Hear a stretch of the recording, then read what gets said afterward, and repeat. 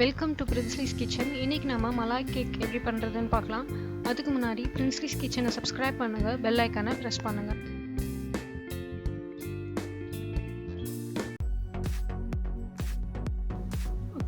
grams அளவுக்கு மைதா, ஒரு 1 tablespoon அளவுக்கு பேக்கிங் சோடாவை ஆட் பண்ணி மிக்ஸ் பண்ணிவிட்டு இது நம்ம ஜெலிச்சு எடுத்துக்கலாம். மலாய் கேக் பண்ணுறதுக்கு தேவையான மலாய் எடுத்துக்கலாம். ஒரு 100 ml எடுத்துருக்கோம். இது வந்து பாலோட மீங்கடை தான். ஒரு 100 grams சுகர் எடுத்து நம்ம மிக்சியில் கிரைண்ட் பண்ணிக்கலாம். இந்த பவுடர் பண்ணி வச்சுருக்க சுகர் கூட நம்ம எடுத்து வச்சுருக்க 100 ml மலாயையும் சேர்த்து நம்ம பீட் பண்ணிக்கலாம் மிக்சியில். இப்போ இந்த மிக்சரை நம்ம ஜலிச்சு வச்சுருக்க மைதாவில் கொஞ்சம் கொஞ்சமாக ஆட் பண்ணி நல்லா லம்ப்ஸ் இல்லாமல் கலக்கிக்கலாம்.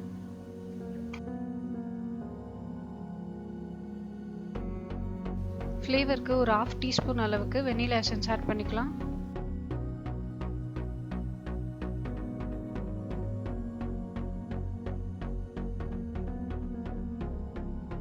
நம்ம மிக்சிங்க்கு பால் கூட கொஞ்சம் கொஞ்சமாக ஆட் பண்ணி மிக்ஸ் பண்ணிக்கலாம்.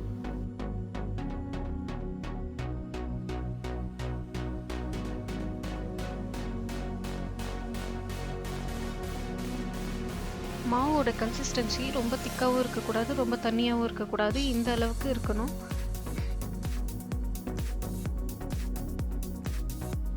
கேக் பாட்டம் ஒட்டாமல் வரத்துக்கு கொஞ்சமாக பட்டர் பேப்பரில் லைட்டாக பட்டர் தடவி கீழே வச்சுக்கலாம்.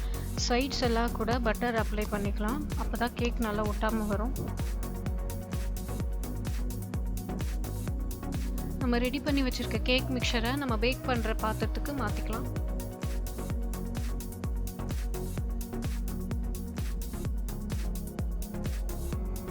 இந்த பேட்டர் எல்லா இடத்துலையும் ஈக்குவலாக இருக்கிறதுக்காக இந்த மாதிரி தட்டி விட்டுக்கலாம்.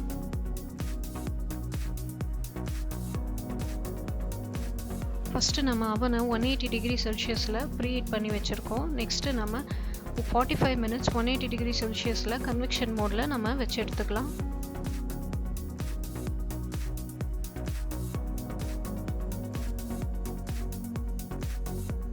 ஒரு 45 minutes கழித்து நம்மளுக்கு கேக் ரெடி ஆயிடுச்சு.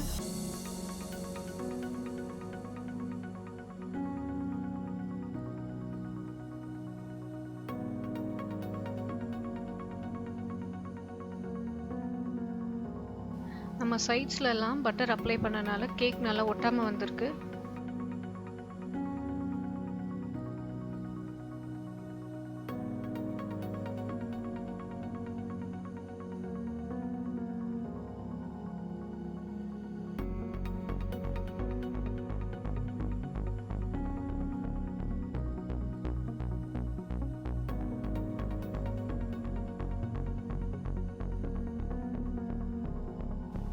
கேக் சாஃப்டாக ஃப்ளஃபியாக நல்லா பேக் ஆகி சூப்பராக இருக்குது. கண்டிப்பாக உங்கள் வீட்டில் ட்ரை பண்ணிவிட்டு கண்டிப்பாக பிரின்ஸ்லிஸ் கிச்சனில் கமெண்ட் பண்ணுங்கள்.